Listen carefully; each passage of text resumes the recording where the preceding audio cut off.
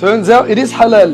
The great companion actually did it. And that companion was Abu Ayyub al-Ansari. In fact, the first house Prophet Muhammad alayhi salatu wasalam resided in as soon as he arrived to Medina was this companion's house. So that just shows you how much Rasulullah loved and trusted.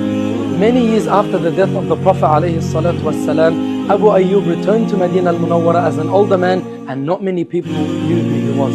He rushed to visit the grave of Rasulullah, peace be upon him, to do tabarruk, and he was lucky enough to put his cheek on the honorable grave of our Master Muhammad sallallahu alayhi wasallam. And he was approached by Marwan ibn al-Hakam, who was much younger than him. Not knowing who the great Abu Ayyub was, Marwan objected to him. He asked him, "Do you know what you are doing?" To which Abu Ayyub replied, "Ji'tu Rasulallah walam atil hajar." Abu Ayyub told Marwan that he had heard the Prophet saying, which means, don't cry for the religion if it is handled by people who are qualified. Rather cry for it if it is handled by those who are unqualified. We live in a time today where laymen have given themselves authority to talk about religion. So do we take by the empty claims of a random few, or do we take by the likes of Abu Ayyub al-Ansari? Follow the Sahaba, and Allah Ta'ala knows best. So we're back to refuting this Sufi again. Now this Sufi is claiming that the Sahabi Abu Ayyub al-Ansari radiyallahu anh was doing tabarruk on a grave regarding a narration that he claims that Imam al-Dhahabi made it sahih, but at the same time Imam al-Dhahabi said that the narrators including in it, and most of the scholars said that the narrators of this hadith are weak, are very weak, and is not a hujjah, and that there are narrators that are mukhtalafun fi sihhatihim, there's a khilaf regarding their sihha, and many people have made these athars unauthentic. Now let us go back to the athar and see it, okay, of Abu Ayyub al-Ansari. Now this is Musnad Imam Ahmad, Musnad Imam Ahmad, Juz' Khamis, Volume 5, page 422. If we look at the narrations here in the transmission, it says حدثنا عبد الملك بن عمرو حدثنا كثير بن زيد عن داود بن أبي صالح قال أقبل مروان يوما فوجد رجلا واضعا وجهه على القبر فقال أتدري ما تصنع؟ فأقبل عليه فإذا هو أبو أيوب، من أبو أيوب الأنصاري، فقال نعم جئت رسول الله صلى الله عليه وسلم ولم آت الحجر، سمعت رسول الله صلى الله عليه وسلم يقول لا تبكوا على الدين إذا وليه أهله ولكن ابكوا عليه إذا وليه غير أهله. This is the hadith that this Sufi, the author that this Sufi brought from Musnad Imam Ahmad. Now if you look with me to the thing here, okay, before we go into the narration and deeply, this, if we were to say that this author is authentic, okay, and the Abu Ayyub really did this, who other than the Prophet Muhammad ﷺ, other than the Sahaba, did the same as Abu Ayyub al-Ansari? Can we see these other Sahabas agreeing with him? Were they aware that he was doing that? Did these Sahaba do the same thing as Abu Ayyub al-Ansari? Did the Tabi'in themselves do the same thing as Abu Ayyub al-Ansari? Did the Prophet Muhammad ﷺ himself say it or do something similar to another prophet's grave or another pious person's grave? We don't see that at all. Now, I'm gonna say something. When Marwan came to Abu Ayyub al-Ansari and saw him placing his face on the grave, Marwan says, أتدري ما تصنع? O Abu Ayyub, do you know what you are doing? So, what we see is Marwan, he did inkar on Abu Ayyub al-Ansari. This Tabi'i Marwan, if this action of Abu Ayyub was similar or familiar to him, or familiar to other Sahaba, or familiar to other Tabi'in, why would he question what Abu Ayyub is doing. Why would he come to Abu Ayyub and refute him and say, أتدري ما تصنع? Do you know what you are doing, Abu Ayyub? What are you doing? Yani he is saying it. We say this in the Arabic in a صيغة الإنكار. صيغة الإنكار means he is saying these words and it is noticed from these words that he is doing inkar, refutation. He's saying, أتدري ما تصنع? Right? Oh Abu Ayyub, what are you doing? Or do you know what you are doing? Right? Yani it is used in صيغة الإنكار, which is basically in a way, in a manner of doing inkar on a person when you ask such a question. Now, if this was familiar among the Muslims, if this action of Abu Ayyub al-Ansari was familiar among the Muslims, familiar to the Prophet Muhammad, familiar to all the rest of the Sahabas, why would a tabi'i like Marwan come and do inkar on him and say, oh, what are you doing, Ya Abu Ayyub? Right? So we can clearly see that it's not a hujjah, even if we say if the other author is authentic, none of the other Sahabas or the Prophet Muhammad or the other tabi'in were familiar with this action. If they were familiar, Marwan wouldn't be questioning. Okay? So, now to go and see the weakness of this author. We go back to the narration. حدثنا عبد الملك بن عمرو حدثنا كثير بن زيد. Now, who is كثير بن زيد? Okay? If we go to Al-Kashif, okay, here you see in the top, it says كثير بن زيد. Okay? قال أبو زرعة. Abu Zur'a says, صدوق فيه لين. He is truthful, لكن فيه لين. He's too lenient. He doesn't take the hadith narrations as strictly. He doesn't narrate the hadith strictly. So, if a person says صدوق فيه لين, is not to be accepted, because you cannot take this amr as very lenient to report an author and not be strict in what you are reporting. Okay? Now, if we go to basically the rest of the books, okay, يعني if we go to كثير بن زيد, okay, if we go to Ibn Mandur in Al-Mukhtasar, Tarikh Dimashq, okay, he says كثير بن زيد, as you can see, كثير بن زيد, okay, this is him. If we go to النسائي, Imam النسائي كثير بن زيد regarding كثير بن زيد, النسائي في الضعفاء المتروكون, in the ضعفاء who are lefted, كثير بن زيد is ضعيف. كثير بن زيد is weak. Let us go to the other book of Al-Ka'bi, قبول الأخبار ومعرفة الرجال. Okay, كثير بن زيد. Okay, ابن أبي خثيمة ساد قال سأل يحيى بن معين, he asked يحيى بن معين عن كثير بن زيد, روى عنه عبد الحميد الحنفي, قال ليس بذلك القوة. Okay, ليس بذاك القوة, he is not strong. وكان قال أولا ليس بشيء, and at first he said that he's nothing, this narrator is nothing. Okay, يعني what else should I say? We go to Ibn Mandur, مختصر تاريخ دمشق, كثير بن زيد regarding كثير بن زيد. If we look down here,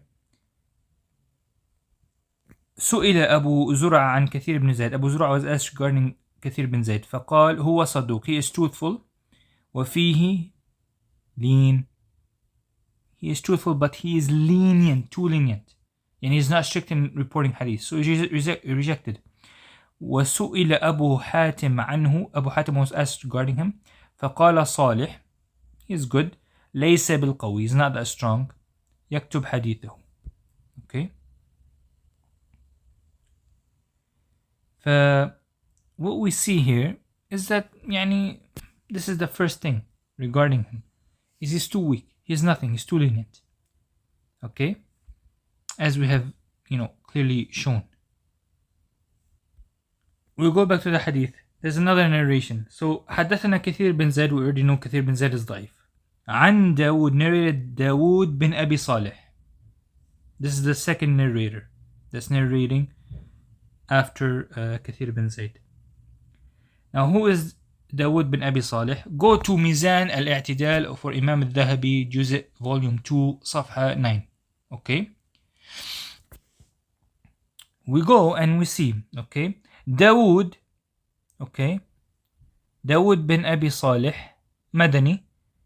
عن نافع قال ابن حبان يروي الموضوعات. He basically reports fabricated narrations and hadiths. Okay. Again, عن داود بن أبي صالح قال البخاري says لا يتابع عليه. He is not to be taken from. وقال أبو زرع says لا أعرفه إلا بهذا الحديث وهو منكر. I do not know him only through this hadith and he is munkar. He is unknown. داود بن أبي صالح حجازي لا يعرف. He is unknown. داود بن أبي صالح is unknown. لا يعرف له عن أيوب الأنصاري. He is unknown to narrate from أبي أيوب الأنصاري, the Sahabi. So how can we take from this narration? If we have Kathir bin Zayd who is ضعيف, then we have him reporting through Dawood bin Abi Salih, and Dawood bin Abi Salih is narrating regarding what Abu Ayyub says. How can he be narrating regarding Abu Ayyub says if there is no narration known about him, no authentic narration known about him, that he narrates from Abu Ayyub al-Ansari? Okay. يعني خلاص. Now that we have proved that he is ضعيف, okay, we will now go into this matter. So now let us say that the author is sahih for the sake of argument. Okay. So if we say,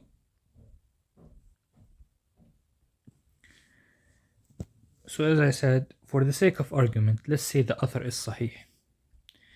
Has it been narrated by other than any other Sahaba or other Tabi'in that they have permitted this, that they have done the same thing as Abu Ayyub al-Ansari? No. And if we were to say that, can a Sahabi make a mistake?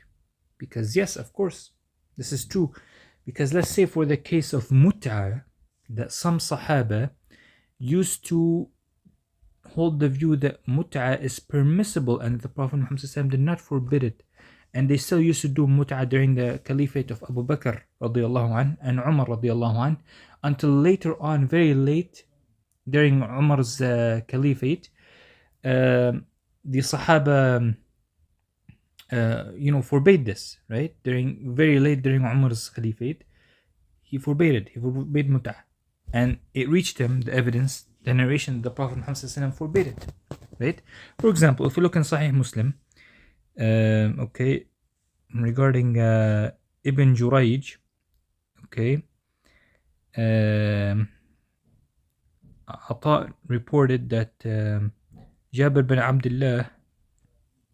bin Abdullah came to perform Umrah, and we came to his abode, and the people asked him about different things, and then they made a mention of temporary marriage, and the temporary marriage, ثم ذكروا المتعة, meaning is mut'ah, right?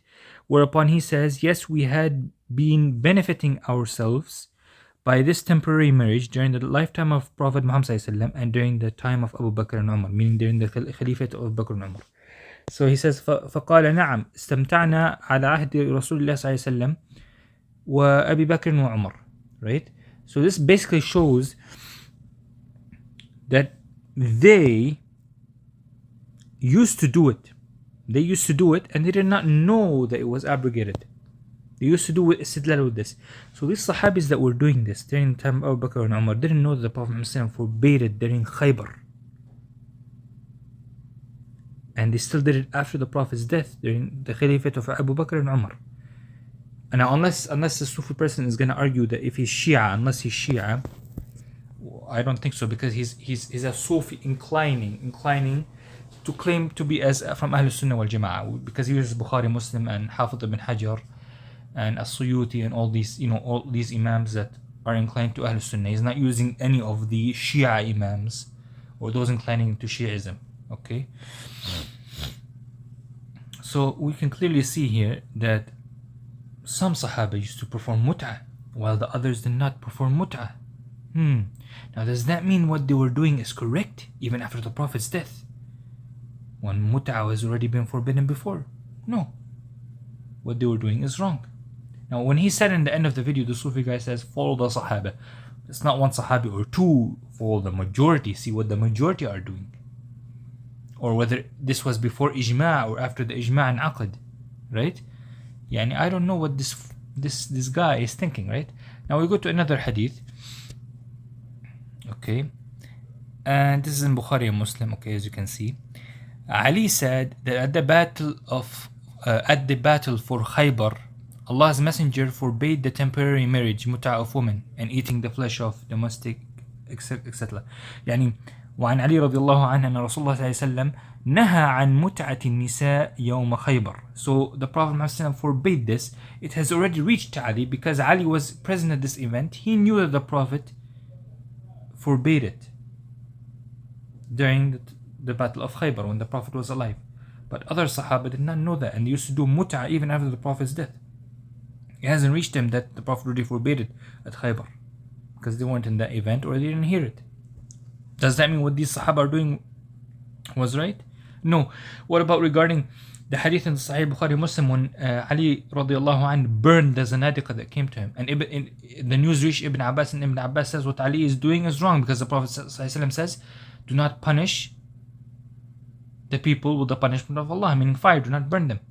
Rather, if they were, I would have rather killed the Zanadiqa and not burn them. Not did what Ali did. So Ibn Abbas is refuting Ali radiallahu anh, with all respect, right? Who is refuting Ali radiallahu anh because he burned the Zanadiq and it was forbidden. And Ali didn't know that it was forbidden. Okay?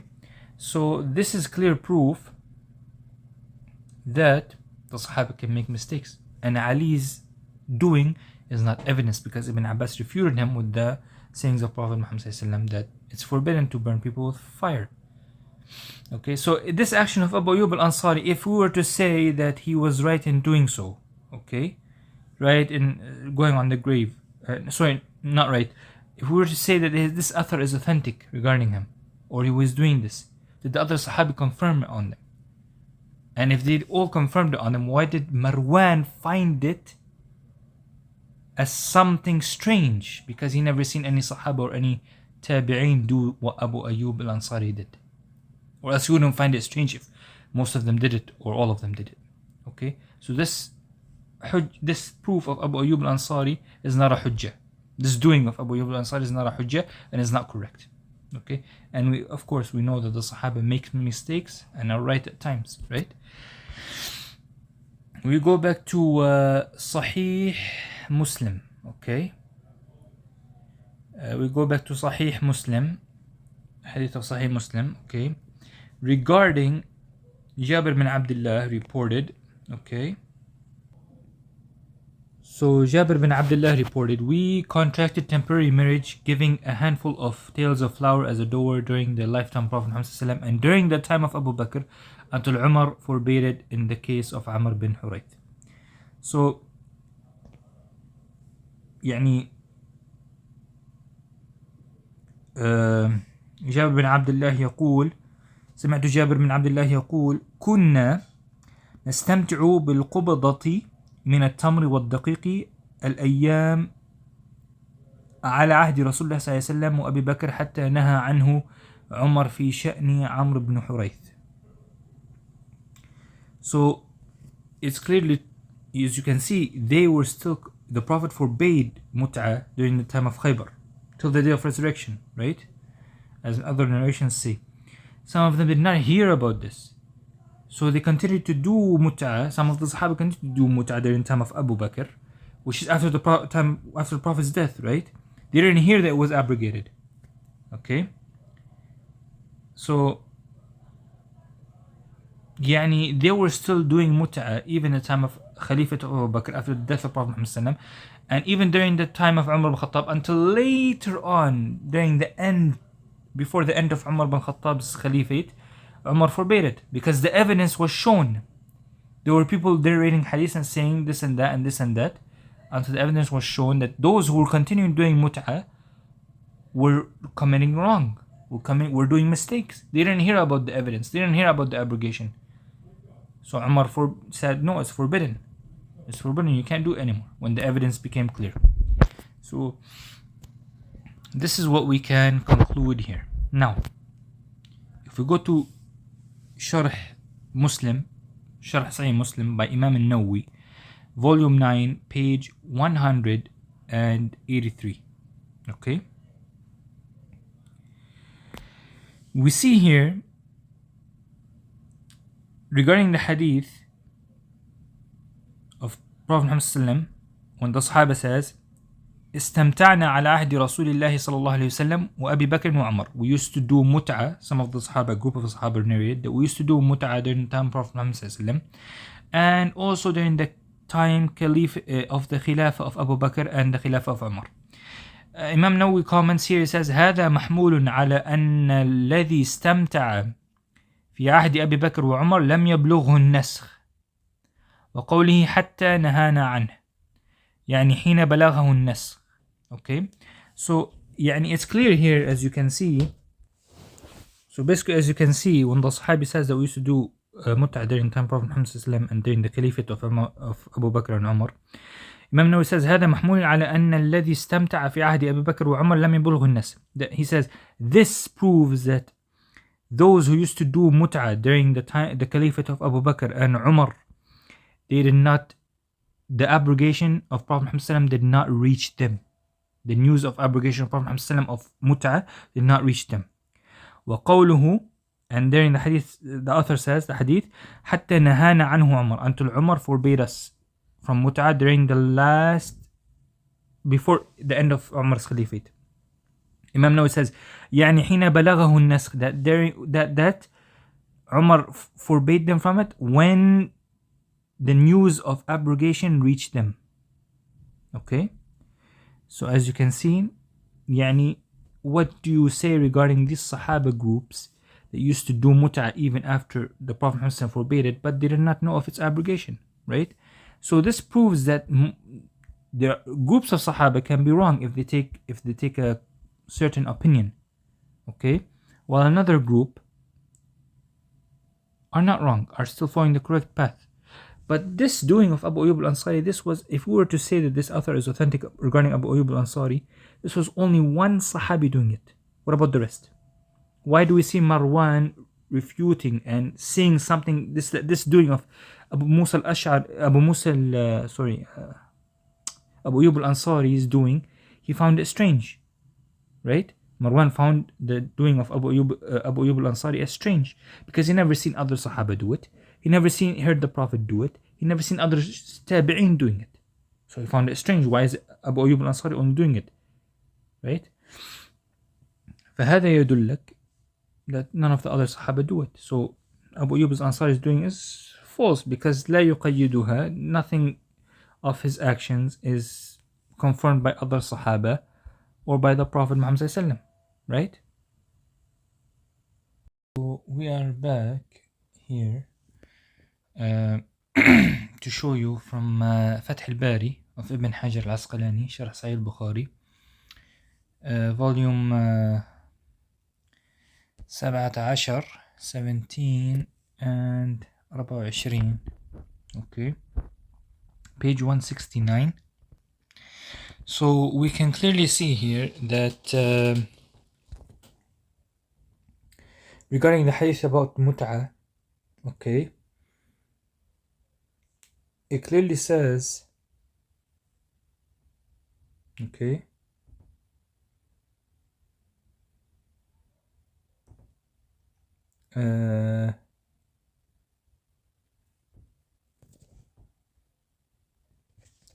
so we see here clearly ومما يستفاد أيضا, from starting from here, ومما يستفاد أيضا, okay, عن عمر لم ينهى عنها اجتهادا وإنما نهى عنها مستندا إلى نهي رسول الله صلى الله عليه وسلم. Okay. So and according وقد وقع التصريح عنه بذلك فيما أخرجه ابن ماجه من طريق أبي بكر بن حفص عن ابن عمر قال لما ولي عمر خطب فقال إن رسول الله صلى الله عليه وسلم أذن لنا في المتعة ثلاثا ثم حرمها. Okay. So as you can see that Ibn Hajar says here that when regarding the hadith of when Umar forbade mut'ah, he did so, Umar did so not because of his own ijtihad, rather he forbade mut'ah because he mentioned the hadith of Prophet Muhammad sallallahu alaihi wasallam forbidding mut'ah after Khaybar. Okay, and there is وقد وقع التصريح عنه بذلك, and it's clearly through what Ibn Majah has narrated, what Ibn Majah has reported through the narration of Abu Bakr bin Hafiz, narrated Ibn Umar قال when Umar became a caliph, he went up and gave a sermon, and he said the Prophet Muhammad sallallahu alaihi wasallam used to permit us to do mut'ah 3 times, and then afterwards it was forbidden completely. So this clearly shows that this was not the ijtihad of Umar bin Khattab, rather Umar bin Khattab heard the hadith of Prophet Muhammad sallam, and he used the hadith of Prophet Muhammad sallam to show that Prophet Muhammad sallam forbade mut'ah after it was permissible. So that means permissibility of mut'ah became abrogated and it became forbidden afterwards.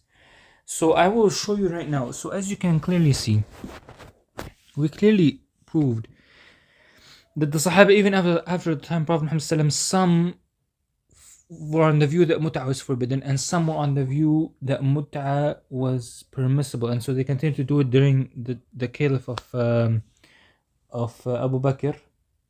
Okay, during the caliphate of Abu Bakr and Umar, and then later on Umar forbade it because the hadith reached them that it was forbidden, so they stopped. They made formed ijma' and they said it was abrogated and it was forbidden. So they were wrong at first, the Sahaba, but then later on it became correct. I will go right now to not this one, hold on. To Al-Mughni, Kitab Al-Mughni, the book Al-Mughni by Ibn Qudama, okay, by Ibn Qudama al-Maqdisi, and we see that during the time after the death of Prophet Muhammad ﷺ, and during the time of Umar ibn Khattab, some of the Sahaba used to drink alcohol, intoxications, or wine, and they made istihlal for wine. Okay, they made istihlal. Now remember, guys, there is ijma' that all alcohol and all wine is forbidden, is haram, and the one who does istihlal for it becomes a kafir. So anything that there is consensus that it is halal or haram, let's say anything that there is consensus that is haram, and one says it's halal, then he becomes a kafir. He makes istihlal because there's already consensus. Now this is not ikhtilaf thing, this is consensus, ijma'. And it's ijma' that everyone knows that alcohol is forbidden, it's haram. We see in this book, Juz' 9, Volume 9, page 22. Okay.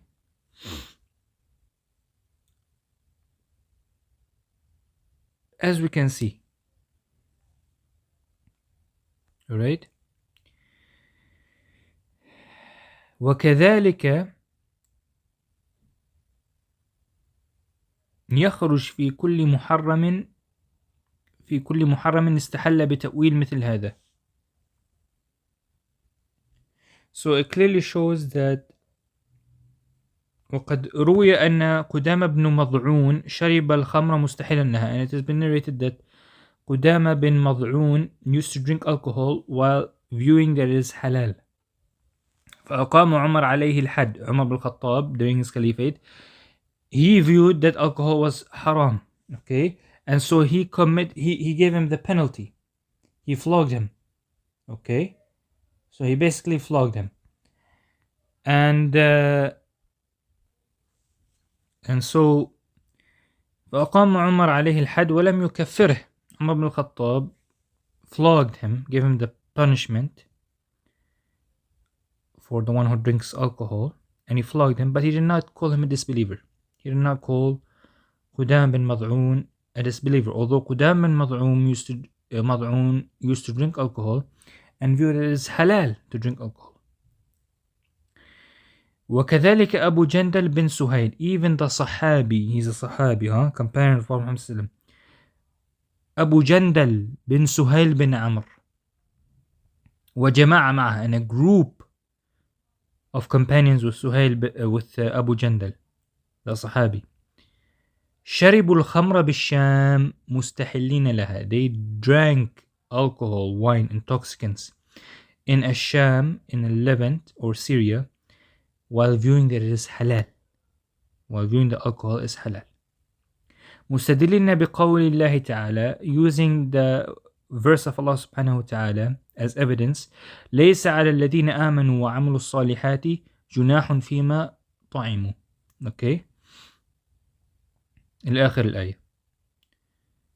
فلم يكفروا, they did not become disbelievers, even though they made something haram as permissible, and there was إجماع that is haram. Okay, وعرفوا تحريمها, and afterwards they came to know that alcohol and wine and intoxicants are haram. فتابوا, then they repented. وأقيم عليهم الحد, but still, and they were punished for drinking alcohol and for doing istihlal for it. فيخرج في من كان مثلهم مثل حكمهم. The same thing that has happened to them happens to anyone. وكذلك كل جاهل بشيء يمكن أن يجهله. Even every ignorant person, a jahil in something, can be jahil regarding it, can have his own ta'wil, can have this and that. لا يحكم بكفره حتى يعرف ذلك. He does not become a kafir unless he certainly knows that alcohol is haram completely, but even though he knows that, he still makes it halal without any ta'wil or anything. He makes it halal and he drinks it, then becomes a kafir. وتزول عنه الشبهة. So he's not becomes a kafir as well unless the shubha, the doubt, is removed.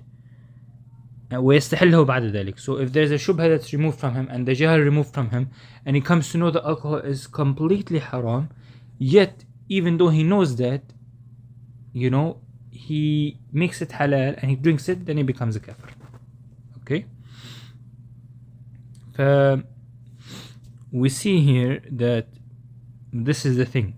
وقد قال أحمد, Imam Ahmad said, من قال الخمر حلال, whoever says that khamr, alcohol or wine or intoxicants are halal, فهو كافر, he is a kafir, disbeliever. يستتاب, he is asked to repent.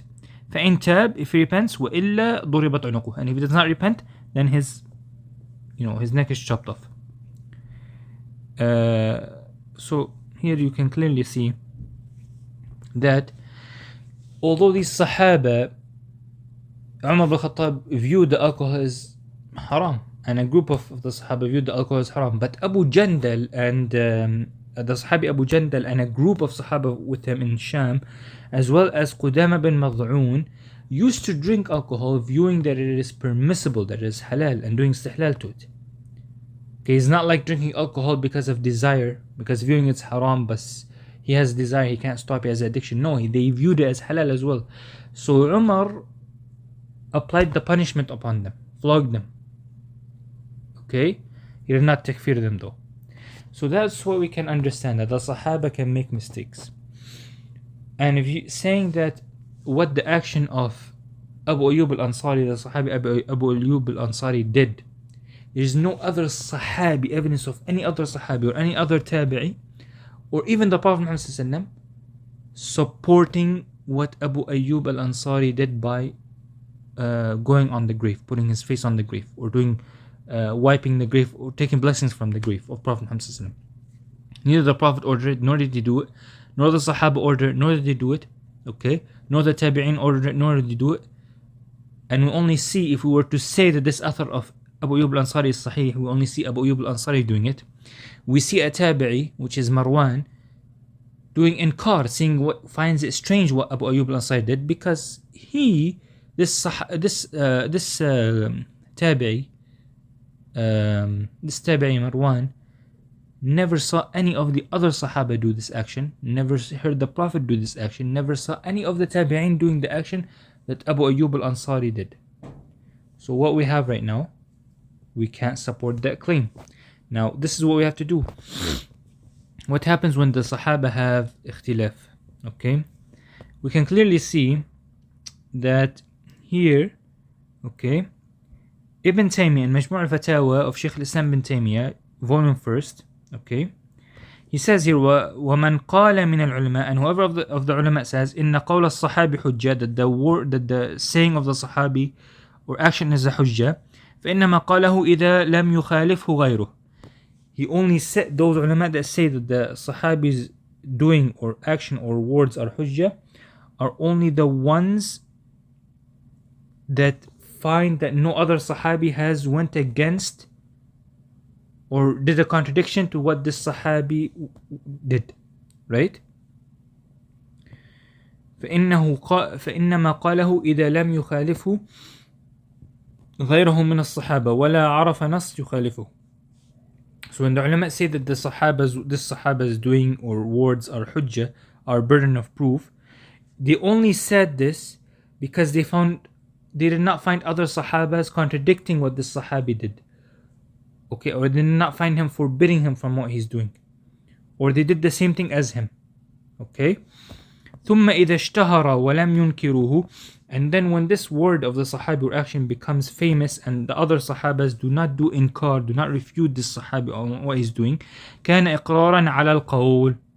It means that what he did, they did not see any problem with what this Sahabi did, so they leave him. They don't forbid him.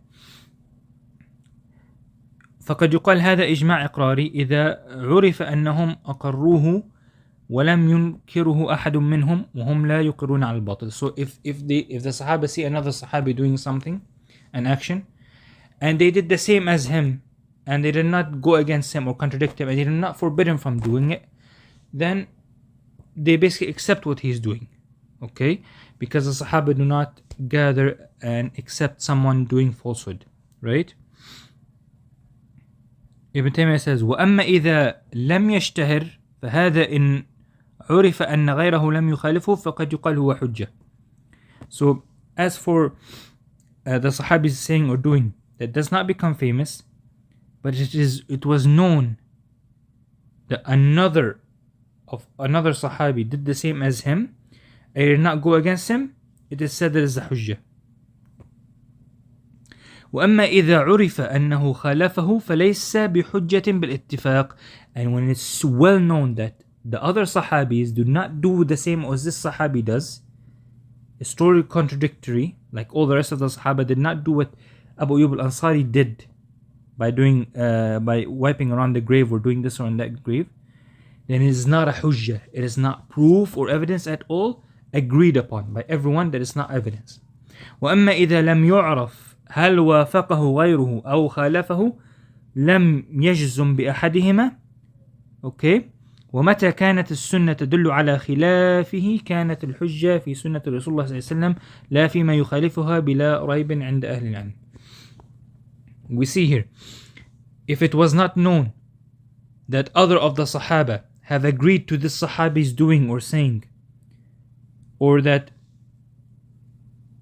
they did not go against what he did, and they do not say that, they do not make it clear that it's well known that none of the Sahaba did what he did, nor did they go say anything regarding what he did, then we go back to the Sunnah of Prophet Muhammad sallallahu alaihi wasallam. We do not take from that Sahabi, we go back to the Sunnah of Prophet Muhammad sallallahu alaihi wasallam. And if the Sunnah of Prophet Muhammad sallallahu alaihi wasallam is contradictory to this Sahabi's doing and that the Prophet never did it, then the Sunnah of Prophet Muhammad sallallahu alaihi wasallam becomes a hujjah over all the Sahaba, or over all the doings, or over all the sayings, without any doubt, according to all the scholars of knowledge.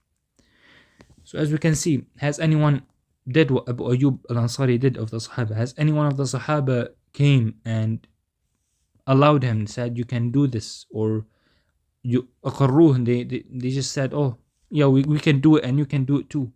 None of them did, and we do not see that at all. So we only see what this Sahabi did if we're going to say that that what your words are, the doing of Abu Ayyub al-Ansari is authentic, is transmitted authentically. We have to look back. Did the Prophet Muhammad do it? No. Did the other Sahaba do what he did? No. Did all the Sahaba agree on this doing? Because if they agreed on this doing, they would have done it. Or did they see him doing it? Did they see him doing it? No. None of them saw him. Did they go against it? Did they do khilaf dhalik? Yes, of course they did. And there's a lot of evidences. Even, for example, the Prophet Daniel, the people used to do tawassul on his grave, right? And the Sahaba forbade him for Umar bin Khattab ordered that to take the body at night time and to dig more than like 15 graves and to bury him in one of the graves and bury all the other graves so that he is not known, his grave is not known, so that people will not go and do shirk and do tabarruk on his grave or do tawassul on his grave. So this is what we can see. None of them agree on that. And we go back to the same thing, Abu Jandal permitting alcohol, doing sihlan and drinking it, even during the time of Umar al-Khattab. Umar al-Khattab did not view alcohol as permissible, so he had to flog and punish Abu Jandal and these groups, right, of the Sahaba. Other Sahaba during time after the Prophet's death, during time of Abu Bakr and Umar, they did not have they did not know, or the news did not reach them that mut'a was forbidden, right, during Khaybar. So they used to continue doing mut'a all the way till Umar's Caliphate. And later, before Umar's death, the news reached them that mut'a has become forbidden, right? The hadith been transmitted that mut'a has been forbidden. It became famously known. So it was forbidden and none of the Sahaba committed it anymore. Okay? Even though the author is weak, if we were to say that it's sahih, then still we can't take from it, and we say that Abu Musa's we say that